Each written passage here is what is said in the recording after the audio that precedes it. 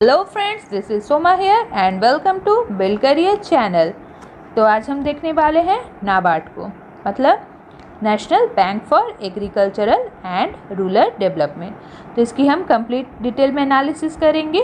Okay, तो इससे पहले मैंने आईडीबीआई और सिडबी और साथ ही साथ अदर जो भी फाइनेंशियल जो बैंक्स हैं उनको मैंने कंप्लीट करवाया है डिटेल में। आप जाकर इंडियन बैंकिंग सिस्टम की क्लास को देख सकते हैं, बैंकिंग अवेयरनेस में है। ओके, तो आप इन्हें देख सकते हैं जाकर, आपको कंप्लीट डिटेल में नॉलेज मिल जाएगी। ओके, तो आज की चलिए क्लास स्टार्ट करते हैं। तो मैं अपना इंट्रोडक्शन प्रोवाइड कर दूँ। माय नेम इज़ सोमा सरकार, मैं नेट सेट क्वालिफाइड हूँ, एमकॉम में डिस्टिंक्शन है, साथ ही साथ 2 इयर्स का टीचिंग एक्सपीरियंस भी है। तो प्लीज़ सब्सक्राइब बिल्ड करिए चैनल अगर आप चैनल पे न्यू हो तो, और बेल आइकन को ज़रूर क्लिक करना जिससे कि आपको हर दिन न्यू नोटिफिकेशन मिले। और अपने कमेंट्स मुझे ज़रूर प्रोवाइड करना, मुझे पता लगे कि आपको कौन से टॉपिक की नीड है। और वीडियो अगर पसंद आए तो लाइक करना, फ्रेंड्स के साथ शेयर करना। चलिए स्टार्ट करते हैं नाबार्ड को। नाबार्ड क्या है? National bank for agricultural and rural development. तो इसकी मैंने कट टू कट पॉइंट दी है क्योंकि इससे आप स्क्रीनशॉट ले लोगे तो ये डेटा आपके पास रह जाएगा। जैसे कि आपको एग्ज़ाम में एक बार देख लोगे तो हो जाएगा ये आपका रिवीजन। और इससे क्या होगा, एग्ज़ाम में आपकी अगर डिस्क्रिप्टिव क्वेश्चन है तो उसके लिए मार्क्स कलेक्ट करने के लिए डेटा होना बहुत ज़रूरी है।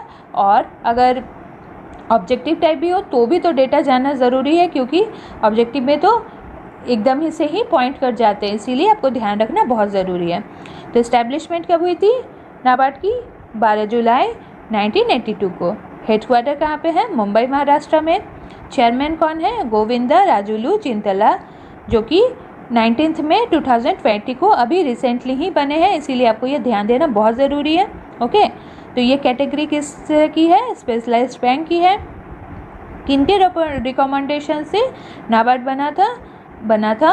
बी शिवरामन कमेटी के द्वारा, जो कि एक्ट था 61 1981 को। ओके, तो इसकी इनिशियल कैपिटल कितनी थी? 100 करोड़ इंडियन रुपीज़ में। ओके, तो मैंने यहाँ पे कहा आपके लिए स्पेशलाइज्ड बैंक मतलब जो बैंक किसी स्पेशल रीजन या किसी पर्टिकुलर एरिया के डेवलपमेंट के लिए बनाई गई हो। तो ऐसी स्पेशलाइज्ड बैंक इंडिया में 3 ही है। फर्स्ट है नाबार्ड, सेकेंड आईडीबीआई और थर्ड है एक्जिम। तो आईडीबीआई हमने देख लिया था, नाबार्ड को आज हम देखेंगे और एक्जिम को हम नेक्स्ट क्लास में देखेंगे। तो चलिए इंट्रोडक्शन से स्टार्ट करते हैं। नाबार्ड यानी कि national bank for rural agricultural and development. तो नाबार्ड को 12 जुलाई को बनाया गया था 1982 को। ओके, नाबार्ड को इस्टेब्लिश करने की रिकमेंडेशन बी शिवरामन कमेटी ने प्रोवाइड की थी पार्लियामेंट में बाय द एक्ट 61। नाबार्ड की इनिशियल कैपिटल कितनी थी? 100 करोड़ रुपीज़। नाबार्ड से पहले भी इंडिया में 3 एग्रीकल्चरल और रूरल डेवलपमेंट के लिए इंस्टीट्यूशन थे, जो कि थे ARDC यानी agricultural refinance development corporation, ACD agricultural credit department, RPCC rural planning credit sale. But NABARD को जब इस्टेब्लिश किया गया 1982 में तो नाबार्ड ने इन तीनों को रिप्लेस कर दिया।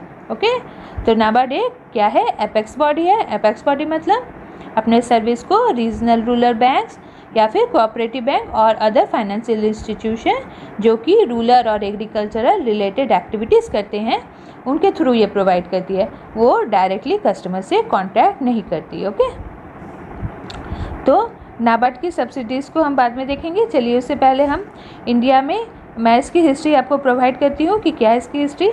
तो इंडिया में रूरल इकोनॉमी को बूस्ट करने के लिए एग्रीकल्चरल सेक्टर को बूस्ट करना बहुत ज़रूरी था, इसीलिए गवर्नमेंट ऑफ इंडिया ने इंसिस्ट किया कि एक कमेटी को बनाया जाए जो कि क्रिटिकली हर एस्पेक्ट को मेज़र कर रही हो। यह कमेटी थी क्या? कौन सी कमेटी थी? बी शिवरामन कमेटी, जिसे 30 मार्च 1979 में बनाया गया था। ओके, तो मिस्टर बी शिवरामन कमेटी ने क्या किया? कमीशन ने वो कौन थे? वो प्लानिंग कमीशन के फॉर्मर मेंबर थे। ओके, और शिवरामन कमेटी ने 28 नवंबर 1976 को एक इंटरिम रिपोर्ट प्रोवाइड की, जिसमें ये लिखा हुआ था कि न्यू ऑर्गेनाइजेशनल डिवाइस की नीड है जो प्रोवाइड करेगी डिवाइडेड अटेंशन डायरेक्शन और जिसका फोकस होगा rural development related credit service provide करना। ओके, और इसी तरह जो सोच थी उनकी, इसी सोच के साथ उन्होंने पार्लियामेंट में एक्ट 61 के थ्रू नाबार्ड को 1981 में इस्टेब्लिश किया। ओके, तो इसकी मिशन क्या है? मिशन है प्रमोट करना सस्टेनेबल और इक्विटेबल एग्रीकल्चरल और रूरल डेवलपमेंट को। किसके थ्रू? पार्टिसिपेटिंग फाइनेंशियल और नॉन फाइनेंशियल इंटरवेंशन इनोवेशन में हेल्प करती थी, टेक्नोलॉजी में, और institutional development for securing prosperity को, रूरल एरिया की प्रॉस्पेरिटी को बढ़ाने के लिए इंस्टीट्यूशनल डेवलपमेंट करेगी, टेक्नोलॉजी अपग्रेड करेगी और इनोवेशन के थ्रू ये हेल्प करेगी जिससे कि प्रमोट हो सके सस्टेनेबल और इक्विटेबल एग्रीकल्चरल और रूरल डेवलपमेंट। ओके, तो इसकी विज़न क्या है?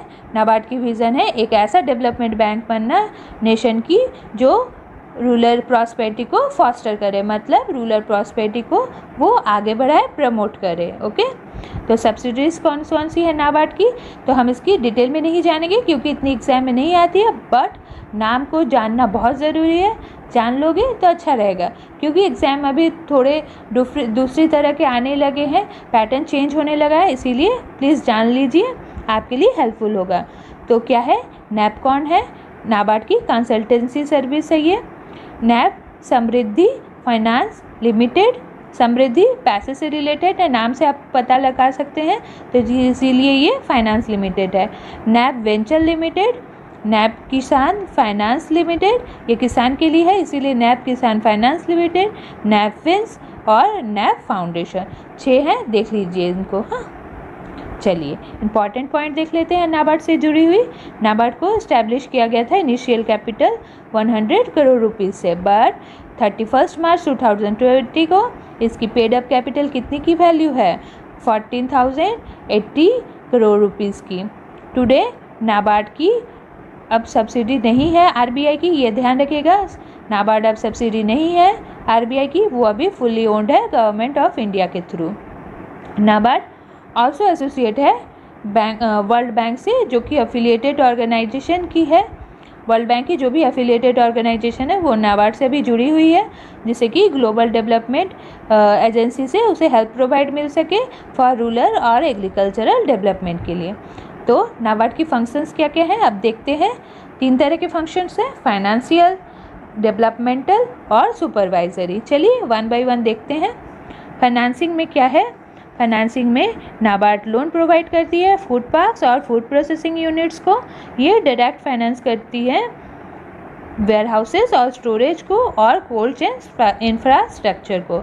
ये मार्केटिंग फेडरेशन को भी क्रेडिट फैसिलिटीज़ प्रोवाइड करती है। ये फंड प्रोवाइड करती है रूरल इंफ्रास्ट्रक्चर डेवलपमेंट के लिए। नाबार्ड कोऑपरेटिव बैंक को डायरेक्ट रिफाइनेंसिंग करती है। नाबार्ड प्रोड्यूसर ऑर्गेनाइजेशन को डायरेक्ट फाइनेंसिंग करती है। नाबार्ड क्या करती है? Long term irrigation fund provide करती है। नाबार्ड शॉर्ट टर्म और लॉन्ग टर्म रिफाइनेंसिंग सर्विस भी प्रोवाइड करती है। ओके, तो नाबार्ड क्या करती है? अब वो डेवलपमेंटल फंक्शन हम देख लेते हैं क्या क्या है। नाबार्ड प्रोवाइड करती है इंस्टीट्यूशनल डेवलपमेंट, और ये फार्म सेक्टर डेवलपमेंट एक्टिविटी करती है through farm sector development department. Okay, FSDD। ये इंस्टीट्यूशनल डेवलपमेंट असिस्टेंट प्रोवाइड करती है for regional rural banks, state cooperative bank, district central cooperative bank, primary agriculture credit society, state cooperative agriculture and rural development bank, primary cooperative agricultural और rural development bank. मतलब जितने भी rural और agriculture related institution है, financial institution, उनके through ये development service provide करती है। ओके, फार्म्स और नॉन फार्म सेक्टर की भी डेवलपमेंट करती है। नाबार्ड फाइनेंशियल इंक्लूजन और माइक्रो फाइनेंसिंग भी करती है। ओके, तो नाबार्ड की सुपरवाइजरी फंक्शन को देखते हैं क्या क्या है। अंडर सेक्शन 35(6) BR एक्ट 1949 के तहत नाबार्ड सुपरवाइज करती है central state cooperative bank, regional rural bank और स्टेट कोऑपरेटिव एग्रीकल्चर और रूरल डेवलपमेंट बैंक को भी। ओके, और ये क्या करती है? Bank credit monitoring arrangement provide करती है, और ये सुपरवाइजरी फंक्शन तो मैंने आपको बता दिया, साथ ही साथ ये इसकी रीफाइनेंसिंग भी करती है, जितने भी रूरल और एग्रीकल्चरल रिलेटेड इंस्टीट्यूशंस हैं। और कुछ गवर्नमेंट स्पॉन्सरशिप स्कीम्स को हम देख लेते हैं लास्ट में। डेयरी एंटरप्रेन्योरशिप डेवलपमेंट स्कीम भी इनकी है। Capital investment subsidy scheme for commercial production units for organic and biological inputs भी इनकी है। ओके, डबल हो गया, यहाँ पे ध्यान रखिएगा, इनपुट्स होगा। इंटरेस्ट सबवेंशन स्कीम भी इनकी है।